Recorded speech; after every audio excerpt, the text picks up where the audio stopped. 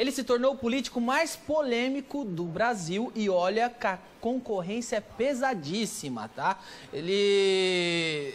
Até me surpreendi quando ele aceitou o convite de vir aqui no programa, porque desde que ele entrou na mira da imprensa, a gente não parou de fazer piada com ele. Convidamos para estar aqui e ele aceitou, Marcelo. Opa, vamos lá então ver. Deputado Pastor Marco Feliciano.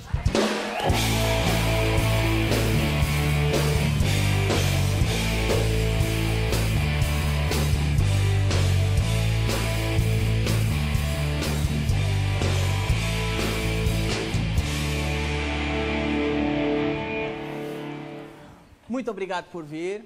Alegria estar aqui. Tô vendo sua cara de alegre. Essa aqui é a cadeira elétrica? Não, a cadeira elétrica deixa lá para Brasília, que não é nem... Daqui a pouco é forca, né, cadeira Mandamos desligar ela. Mandaram desligar. Agora, vamos começar bem. O senhor sabe que se ao invés de eu entrevistá-lo, eu ficar apenas cagando na tua cabeça, amanhã eu vou ser o cara mais popular do Brasil. O senhor tem consciência disso? Eu não entendi essa expressão. Cagando na cabeça? Uma expressão popular para, ao invés de eu te entrevistar, eu ficar só esculachando o senhor, amanhã todo mundo vai me amar, pelo que eu leio no jornal. Mas vamos ter uma entrevista normal. Vai ser melhor para todo mundo, não? Perfeito. Ok, então. Hã? Não? Não, claro que sim. Para com isso. A única oportunidade... Pode falar. A única oportunidade que eu tenho tido de falar coisas sérias é em programa de humor. Então, estou muito feliz por isso. Ok, então terá a oportunidade aqui de falar o que quiser. Vamos lá. Tá? Mais uma vez, obrigado por ter vindo. Realmente a gente fez um toca aqui. Na sua mão de novo? Pode pegar onde quiser, eu não tenho preconceito. De verdade mesmo, foi uma surpresa o senhor aceitar o nosso convite. Até eu estou surpreso de estar aqui. Legal, então... Inclusive, eu quero falar com o meu produtor depois que ele está desempregado. Você pode pegar ele para trabalhar para você. Por quê? Porque ele é um infeliz. Trabalha com o senhor, deve ser.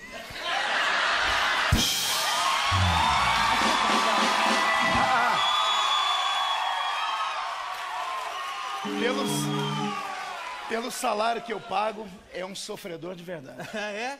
Manda vir aqui pra Band, então. Eu vou mandar até porque eu tô olhando esse estúdio aqui, ele é muito parecido com o meu. É verdade, a gente vai falar disso já, a gente já falou. E a culpa é desse mesmo infeliz.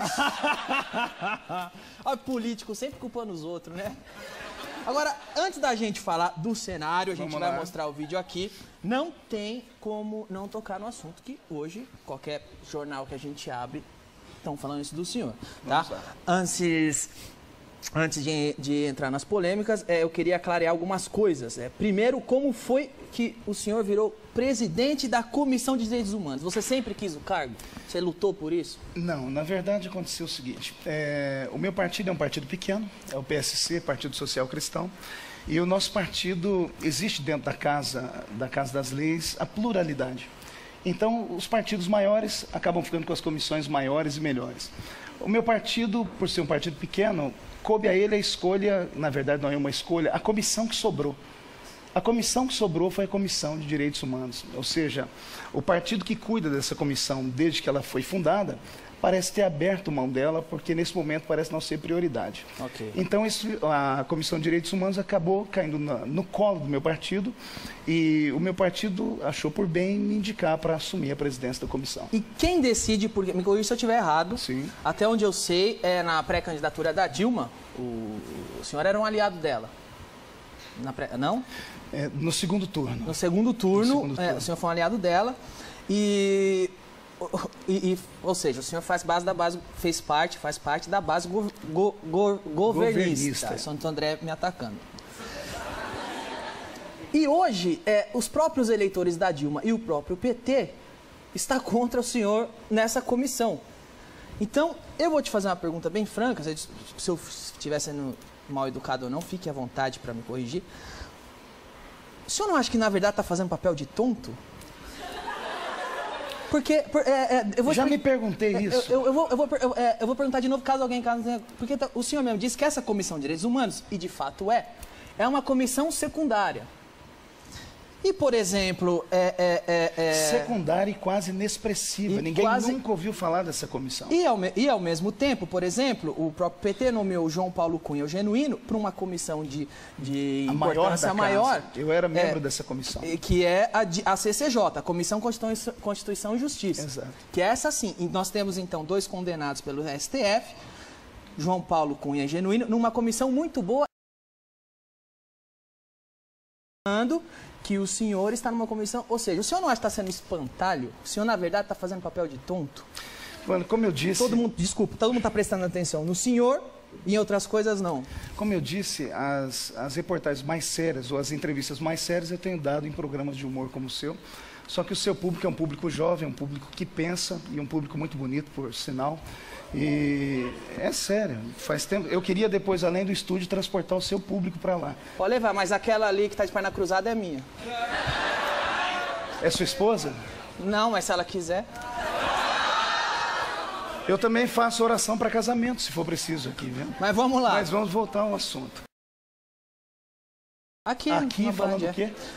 Que se o senhor não estaria fazendo papel de tonto, se o senhor não estaria sendo espantalho para o governo, porque ninguém mais comenta outras coisas. Eu acho que a população começa a acordar nesse momento. Depois de passar o olho do furacão, como você diz, depois de eu ter sido espancado, quase linchado publicamente. Detalhe, linchado por um público que não me conhecia. E as pessoas que me conhecem e me respeitam sabem que tudo isso que foi feito e falado acerca da minha vida não procede, até porque eu sou um homem de família, esse ano fiz 20 anos de casado. As acusações de racismo e homofobia, não procede. Nenhuma das duas procede. Porque para você ser racista, você tem que ter um histórico racista. Tem que ter um antes, um meio e um depois. Não Minha mãe é negra. Não, uma posição racista para crime, sim. Minha mãe é negra, meu padrasto é negro, eu tenho raiz negra, 70% da população evangélica é de raiz negra.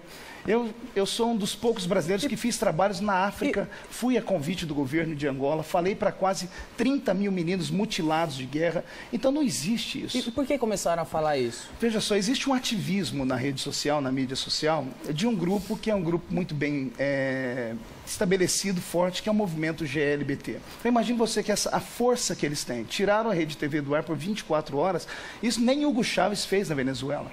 Esse pessoal quase fecharam o Instituto Mackenzie de São Paulo aqui, por causa de uma declaração dada pelo reitor de um posicionamento dele. Então o movimento GLBT, eles são muito bem estruturados. E na mídia social, eles mandam. Dentro do Congresso Nacional, o Congresso é uma casa de leis. Como é uma casa de leis num país democrático, ali o contraditório é normal. Então as pessoas pensam e falam aquilo que pensam e que quiserem. Agora, dentro do parlamento, Danilo, existe várias... Lá tem quem defende a liberação da maconha. E tem quem é contra a maconha. Tem quem é contra, mas eu preciso dizer... Tem quem é a favor do casamento homossexual e tem quem não é contra. Eu sei e entendo muito bem, mas o deputado, o pastor... não pode reclamar também se o pessoal... Você deu a faca e o queijo na mão quando tuitou isso aqui. Africanos descendem de ancestral amaldiçoado por Noé. Isso é fato. O motivo da maldição é a polêmica. Não sejam irresponsáveis no Twitter. RS, eu acho que é risada. Risada. Eu acredito que sim. Mas aqui o senhor deu a faca e o queijo na mão também. Não, é só você ler ali o que está escrito. A maldade está nos olhos de quem lê. Africanos descendem de um ancestral amaldiçoado por Noé. Isso é fato. Esse é fato. O motivo da maldição era polêmica. Deixa eu te dizer, Mas qual é o fato que africano descende de um ancestral amaldiçoado? O que aconteceu nesse Twitter? Eu estava dando um posicionamento, me perguntaram sobre a fundação dos continentes. E perguntaram por que o continente africano sofria tanto. E eu citei o que uma linha teológica e filosófica pensavam. Não citei só esse, eu citei outras, inclusive. Só que pensaram isso aí e colocaram apenas isso. Mas senhor deputado, se você ler anteriormente... Você está dizendo que é um fato, não que é uma linha teológica. Pois bem, quando eu escrevi isso e começaram a me bater por causa disso, antes de baterem, eu coloquei em... Toda maldição espiritual é quebrada na cruz de Cristo. Só que nunca colocaram isso. Colocaram apenas isso e na época tinha acontecido um fato com um outro deputado, o Bolsonaro, e ele falava sobre racismo. O senhor me perdoe, e tentaram me colocar como se eu fosse discípulo dele. E usaram esse versículo, esse Twitter, para me rotular. Eu acredito que a sua mãe é negra, eu acredito que as pessoas que você lida é negra, eu acredito inclusive que você não é racista, mas você vai desculpar. Está escrito que aquilo é um fato. E não, onde se provou esse fato? Porque, pelo que eu conheço da Bíblia, nem a Bíblia diz isso. Ali não tem nenhuma... Ali eu não estou dizendo que negro é amaldiçoado, nem nada disso. Pensaram isso e fizeram uma maldade comigo. Ok, mas eu acho que... Eu entendo que você pode crer no que o senhor quiser, mas é óbvio que a partir do momento que o senhor assume a Comissão de Direitos Humanos, é claro que isso vai vir à tona. E não sei, mas isso já veio à tona erradas. há 2 anos atrás. Logo que isso foi postado, há 2 anos atrás, já deu. É um pouco leviano? Leviano é a maneira como as pessoas fato? pensam. É a maneira, como eu te disse, isso está pensado. Se você lesse todos os twitters, você entenderia o que eu estou dizendo. O que não pude fazer, o que não aconteceu nesse momento. Agora, teve uma outra tweetada sua, que também deixa claro que o senhor nunca quis presidir essa comissão. Nunca me passou pela cabeça presidir a Comissão de Direitos Humanos, mas agora, com tanto ataque, deu até vontade. Então você está lá para deixar o pessoal irritadinho mesmo? Não, deu vontade de chegar lá para mostrar para as pessoas que direitos humanos não é só aquilo que as pessoas pensam. Hoje mesmo tivemos uma audiência pública linda, com choros e lágrimas de pessoas que nunca foram ouvidas. Mais de 1000 brasileiros mortos lá no Nordeste do país, numa cidade chumbo. Um monte de crianças mortas. E há 2 anos tentaram fazer nessa mesma comissão uma audiência pública, nunca conseguiram fazer. E o senhor ainda chama essa comissão de secundária. Pois é, era secundária até a minha chegada. Coloquei a comissão em destaque nacional. Veja só, eu fiquei muito feliz hoje, a imprensa toda pela primeira vez, pelo menos assistir uma audiência pública falando sobre direitos humanos. Pela primeira vez viram um homem dizer lá assim, olha, eu estou condenado à morte porque tenho chumbo demais no meu corpo, porque estou aqui contaminado, e ninguém nunca parou para me ouvir. Então, acho que eu coloquei a Comissão de Direitos Humanos no lugar devido dela nesse momento. Eu acho que a primeira pergunta, eu não sei se foi respondida, pelo menos, desculpa, eu não fiquei satisfeito com a resposta. O senhor acha que estão te usando de bode expiatório ou não? Voltando a falar, nesse momento eu acredito que sim. O senhor acha que está fazendo papel de tonto? Não, porque não, o mesmo estou PT que te colocou lá, é um jogo político. Está contra o senhor, inclusive os eleitores do PT estão contra o senhor. Eu penso que nesse momento o PT começa a repensar. Afinal de contas, se isso estiver acontecendo de fato, de verdade, a presidenta Dilma e o governo devem estar jogando fora o apoio dos evangélicos, que não é pequeno para uma eleição do ano que vem. Somos em quase 70 milhões de evangélicos. Mas compensação ganhou dos gays. Tem mais viado ou mais evangélico no mundo? Rapaz, me diga você. Eu não sei. Arnaldo Jabbour falou sobre isso. É? Arnaldo Jabbour disse que era crime, depois passou a ser normal. Agora as pessoas estão estimulando. Ele disse, eu não quero para estar aqui quando for lei se tornar. Ok. Agora, o próprio partido do senhor, o PSC, já andou dizendo que o senhor talvez tenha dito algumas coisas que não deveria. O senhor se arrepende de alguma declaração até aqui e gostaria de retirar? Não, veja só, para me arrepender eu teria que assumir o crime. Como eu não cometi crime, eu me arrependo de ter provocado tristeza nas pessoas que não entenderam e foram levianamente levadas a isso. Houve uma grande apresentadora do país, inclusive, que postou no Twitter dela me chamando de monstro. E ela disse que eu era monstro porque eu havia dito que criancinhas aidéticas, que negros não tinham alma. Eu nunca disse isso. Criaram um Facebook falso com mais de 100 frases. Eu já denunciei na polícia que cuida de crimes cibernéticos aqui do nosso país. Então, o problema do brasileiro, Gentili, é que ele é levado por aquilo que as pessoas falam. É preciso conhecer as pessoas primeiro. Como eu disse, eu tenho um histórico nesse país, eu tenho mais de 10 milhões de DVDs esparramados em todos os países onde se fala a língua portuguesa, com as minhas mensagens. Eu não tenho dúvidas. Como pode um pastor reconhecido dessa forma ser racista, homofóbico? O que é homofobia? Homofobia é uma doença psicossomática. É uma doença que faz a pessoa odiar tanto uma pessoa que tem uma orientação sexual diferente que pode levar ao assassinato. Agora, eu nunca tive ódio. Agora, o senhor sabe que tem muita gente que não acha isso, não admite isso, e o senhor presidiu uma comissão de direitos humanos, tendo essa posição, é claro que o senhor vai ficar no olho do furacão. Vamos explicar, e vai tomar paulada. Vamos explicar o que o presidente de uma comissão de direitos humanos ou uma comissão da casa faz. Eu seria mais nocivo, entre aspas, a esse grupo se eu estivesse debatendo lá embaixo como um deputado, porque eu posso me posicionar, do que como um magistrado, porque o presidente de uma comissão ele é só um magistrado. Ele senta ali na cadeira, pega os projetos e coloca em votação. Quem decide se o projeto vai ser aprovado ou rejeitado é o parlamento, é o colegiado, e o colegiado através dos argumentos. Agora, o senhor disse que não se arrepende de nada do que disse. E nem disso aqui, vamos ver. Não sou homofóbico, não sou contra o homossexual, sou contra as suas práticas Sou contra as suas promiscuidades. Eu não quero que as minhas filhas saiam na rua e vejam dois homens barbados com a perna rapada beijando a boca um do outro. Querem beijar?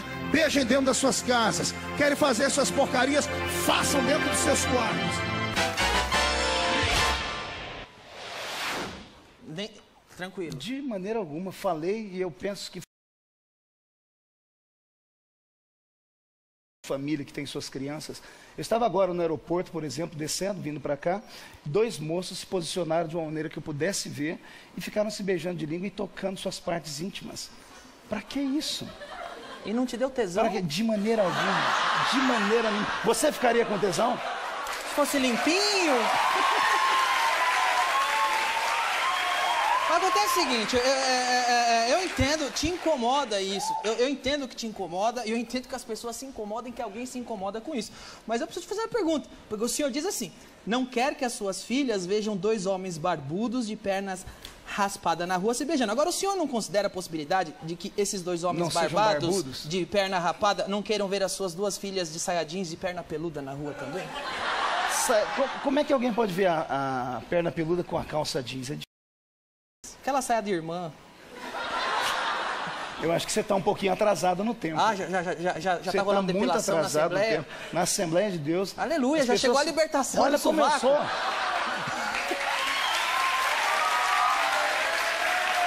Calma aí, como é que você conhece tanto? Você frequentou? Opa, quase fui pastor. Meu Deus. Aí eu cansei de palhaçada, virei humorista. O sangue de Jesus tem poder, graças a Deus por isso. A gente vai voltar a falar sobre... A gente falou até agora sobre essa questão do racismo. Vamos voltar a falar sobre essa questão de homossexualidade, homossexualismo, não sei. Não, homossexualismo não pode, que agora é não pode falar homossexualismo, tem que ser homossexualidade. Né? Então, antes que o papo fique muito sério, vamos descontrair um pouquinho, porque pra quem não sabe, inclusive descontrair uma pinóia que... Eu vou falar sério agora. É uma denúncia, o senhor andou roubando propriedade intelectual. Meu Deus. Pouca gente sabe, mas eu vou colocar o VT e daqui a pouco o senhor explica. Eu sou o pastor Marco Feliciano, bem-vindo ao nosso programa, você que nos assiste através de uma das grandes emissoras desse país e também nos assiste através da internet. Está aqui o exemplo de que Jesus pode usar pessoas jovens e inteligentes. Uma salva de palmas pela vida dele. Muito obrigado, Deus te abençoe. Obrigado. Programa Marco Feliciano já volta. Pastor, sabe? O seu cenário é muito parecido com o meu. Eu notei isso só hoje. Só hoje? Inclusive, eu tenho a impressão que o senhor fica ali de vigia, espera a gente sair, quando todo mundo vai embora, vem, grava o seu correndo e vai embora. E sem pagar aluguel ainda. E sem pagar aluguel. Mas, meu querido, é que eu não sei onde é que o infeliz está. Wellington. Ele não é gay não, né? Eu tenho minhas dúvidas hoje. Cadê? Aquela criatura em forma de uma circunferência.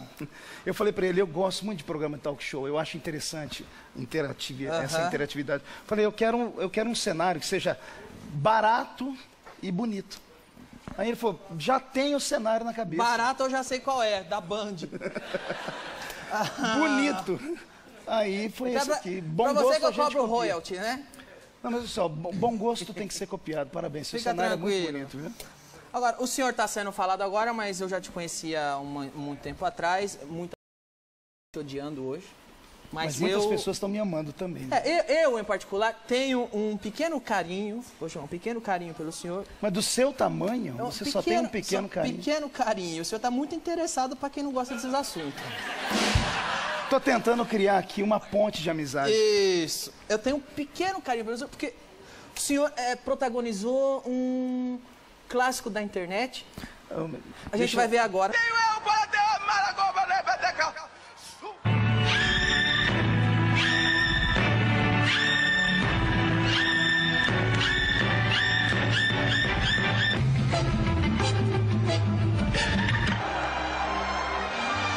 Sai da frente, Satanás! Isso virou hit. Isso virou hit. É o senhor que estava ali do lado. O grito é meu. Foi o senhor que pôs a corda nele e puxou? Não. Então deixa... Programa de humor. Esse rapaz faleceu ano passado, então acho que a família e ele merece todo o respeito. Ninguém nunca perguntou para ele o que aconteceu com ele. Aquilo ali é um culto pentecostal. As pessoas que não conhecem se assustam porque não sabem o que acontece lá dentro. Nós cremos em dons espirituais e manifestações espirituais. Isso é uma prerrogativa nossa. Aconteceu ali um fato que nós chamamos de profecia. O rapaz ficou alegre, cheio do Espírito Santo, deu a sua rodadinha e ficou famoso na internet. Rodando por aí. Mas o senhor protagonizou um outro hit da internet. Esse cara eu acho que não morreu.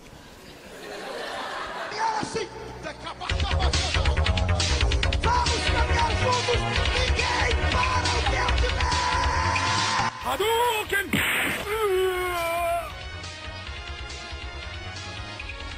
You win. Perfect.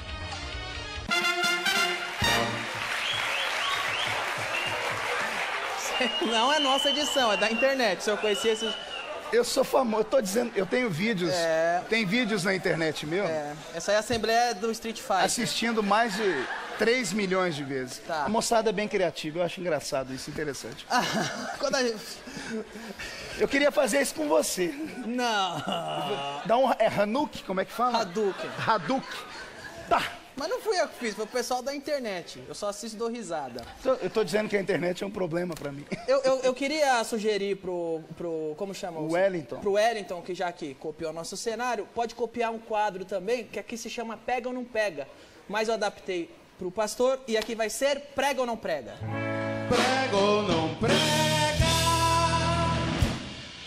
Eu quero dizer que perguntar se o senhor é contra, a favor do tema número 1, prega ou não prega, pesquisa com célula-tronco.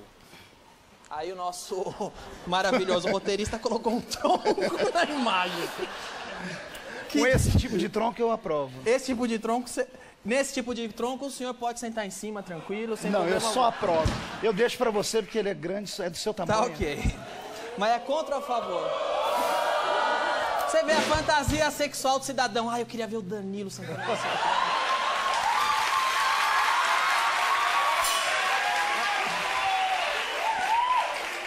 Mas o senhor é contra ou a favor da pesquisa com célula-tronco? Eu tenho minhas restrições. Tem suas restrições. Próximo assunto. Abstinência sexual até o casamento. É contra ou a favor? Sou a favor. A favor. O senhor mesmo, quando jovem lá na Assembleia, nunca nem... Graças a Deus. Uma Não. escapadinha. Na Assembleia não pode escapar. Pastor, Tô falando sério. pastor. O senhor é vaidoso, que eu sei. O senhor posta foto no Twitter, cheio de Elisabel no cabelo. Um cara não é a vaidoso. Elisabel. Se fosse a Elisabel, É? era bom. Porque ele é uma porcaria. Tá, eu percebi na foto. Próximo. Transar na bunda.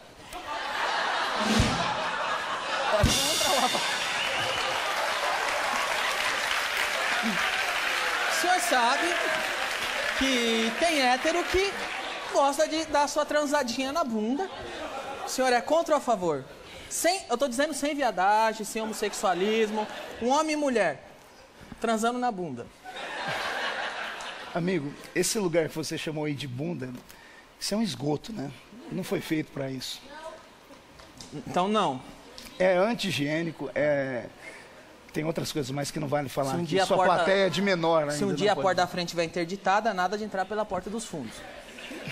Então, próximo. Calça saruel.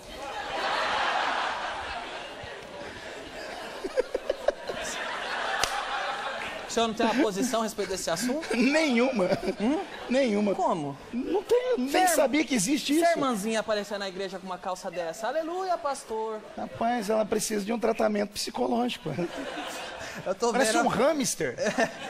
eu tô vendo a associação das calças saruel entrando. Pronto, mais uma. Última teoria da evolução. O senhor Aquele acredita? último é o Wellington. Pra mim era um mingau. Contra ou a favor? Veja só, eu... Acredita ou não acredita? Instrui as pessoas a não Não, acreditarem? eu sou cristão, minha formação é bíblica e eu creio no criacionismo. Tá ok. Tente explicar pra mim, pra quem tá em casa, qual objetivamente é o problema de dois homens se beijarem em público? Você acha que vira efeito dominó? Se todo mundo estiver olhando, vira gay também? Tipo... Não, é constrangedor para uma pessoa de família, para um pai que tem suas crianças, é constrangedor. É constrangedor. A sociedade brasileira, por mais que se diga progressiva, por mais que seja progressista, melhor dizendo, eu acredito que ela não está preparada para isso. Mas é aí que eu preciso pegar. Tem uma coisa que eu combato muito, é quando o poder público, o Estado, começa a achar que sabe o que é bom para a minha vida, o que eu quero e o que eu não quero. Em nome de quem o Estado acha que as pessoas não querem ver isso? Mas isso não é o Estado, é o posicionamento de um parlamentar. Eu represento um segmento. 211.855 pessoas votaram em mim com esse pensamento. Nós temos essa cultura. Não critico quem faz. Faça, mas faça de uma maneira que não choque os demais. A sua liberdade funciona até ela infringir a minha. Posso propor um dilema para o senhor? Vamos falar sério agora, então? Vamos falar sério? O senhor trocaria a sua virgindade hétero para que seu filho não fosse gay? Não precisaria fazer isso. O que o senhor faria se um filho teu fosse gay? Eu amaria. Amaria filho. Filho é filho. Filho a gente morre pelo filho. Mesmo sendo gay até o último dia de vida? A opção dele, a escolha dele é de fora o íntimo dele. E o senhor instruiria o seu filho gay a não fazer o que os outros gays fazem por aí? Filho, não vai ficar se beijando na rua, Veja não. só, isso é uma orientação sexual. Eu ensino, a Bíblia diz assim, ensina a criança no caminho que deve andar. Quando ela crescer, ela não se desviará dele. Uma criança que tem em casa um pai e uma mãe que se amam, que é criado numa sociedade assim, dificilmente ela vai se desvirtuar. Vamos, a gente pode terminar, eu posso comentar com o senhor duas coisas que saíram na Folha e o senhor me disse se sim ou não, se procede ou não, tá bom? Essa acusação saiu na Folha de São Paulo, que o senhor emprega 5 assessores no seu gabinete que nunca vão para Brasília, só ficam nos seus templos em São Paulo. Isso não é verdade, até porque eu sou um deputado do Estado de São Paulo e atuo em Brasília, mas a minha base é o Estado de São Paulo. Fernando Henrique Cardoso dizia que deputado que fica muito em Brasília, ele não consegue a reeleição dele na próxima, porque a minha base eleitoral é aqui. A maioria das coisas que um deputado faz em Brasília, poucas pessoas têm noção. Pergunte aí aos deputados, quem votou na última eleição, o que o seu deputado fez até agora. Para isso existe assessoria, e como o meu voto é um voto que vem do movimento evangélico, nada melhor do que ter pastores para me representar e procurar saber. Todavia, as minhas igrejas, nós temos hoje 15 igrejas, todas elas trabalham com recuperação de drogados. Os meus pastores são treinados para pegar meninos que a família explica, a família procura ajuda, assina um documento, encaminhamos eles para casos de recuperação. Eu tenho em Brasília hoje mais de 25 meninos tirados do crack. E todo esse trabalho feito pelos meus pastores. Pastor não é profissão, Danilo. Pastor é vocação. Os cultos de igreja funcionam à noite. Funcionam 2 vezes à noite. Mas ganha salário, né? Não, porque é um trabalho... Ganha salário. Os meus pastores não ganham salário. Alguns pastores podem até ganhar. Eu estou dizendo que os meus não ganham salário. Os meus pastores... O senhor como pastor ganha salário? Não ganham salário. Os meus pastores não ganham salário. Está aqui uma coisa que era importante ser discutido aqui. Toda vez que fala pastor e igreja, a reação do pessoal é essa. Acho que é um ladrão, acho que é um bandido. E a culpa não é do pessoal. Desculpa, eu vim de uma igreja evangélica. É ridículo como pedem dinheiro lá dentro. Algumas igrejas fazem. Eu vim de lá. Todas as igrejas pedem. Todas as igrejas pedem. Todas as igrejas pedem. Você vai me desculpar. Uma das vergonhas que eu tinha era isso.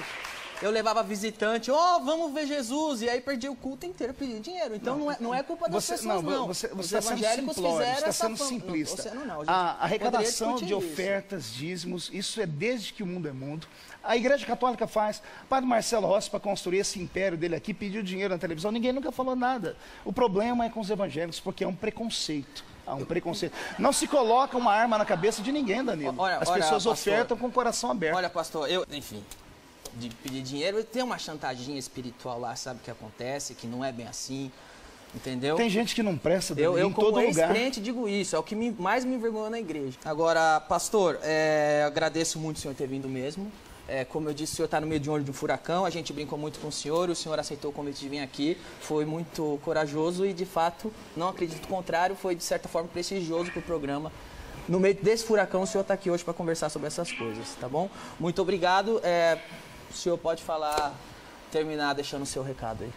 Eu só queria agradecer você pela oportunidade. Outras emissoras, até maiores, me chamaram e eu achei por bem não ir. Quando veio o convite do seu programa, eu disse, eu quero ir lá. Danilo é gente boa. Você fala das verdades com certo ar de alegria, isso é bom. E como nós somos da mesma faixa etária, né, e o seu público... Tá acabado, hein? Demais da conta. E o seu público é um público bem moderado, achei por bem vir aqui. Obrigado pela oportunidade. Ok. Tá, espero que dentro da Comissão de Direitos Humanos, se me derem a oportunidade de trabalhar, né, como eu tenho feito, mostrar ao Brasil que existem coisas importantíssimas. Hoje pela manhã eu tive uma reunião com o embaixador da Indonésia. Existem 2 brasileiros no corredor da morte. A BBC de Londres divulgou semana passada que a Indonésia deve executar até o 2014 9 pessoas que estão no corredor da morte. Nós temos 2 brasileiros lá no corredor da morte. Falei com o embaixador, fiz um pedido. Existem tantas outras coisas. Devo ir à Bolívia por esses dias por causa dos corintianos que estão presos lá. E um deles já está... Eles estão dizendo que ele tem problema nos rins, está correndo risco de morte. A prisão na Bolívia... Ele disse, pastor, lá não é como aqui. Então, é preciso fazer alguma coisa. Os quilombolas do nosso país, os índios que estão abandonados, existem 1 milhão de coisas dentro de direitos humanos. Tá vendo? E eu quero trabalhar. Existe 1 milhão de coisas para se trabalhar. E o senhor preocupado se um bicho beijou outro na rua. Não sou eu que estou preocupado. Aí eu vou ter que falar. Parece que quem está preocupado com isso é você. Claro. Porque eu não estou preocupado com isso. Todos... Me perguntaram, quando me perguntam eu falo. As pessoas quiserem beijar, beijem, façam o que quiser, mas não na frente dos meus olhos. Muito obrigado, pastor. Valeu. Agora é tarde.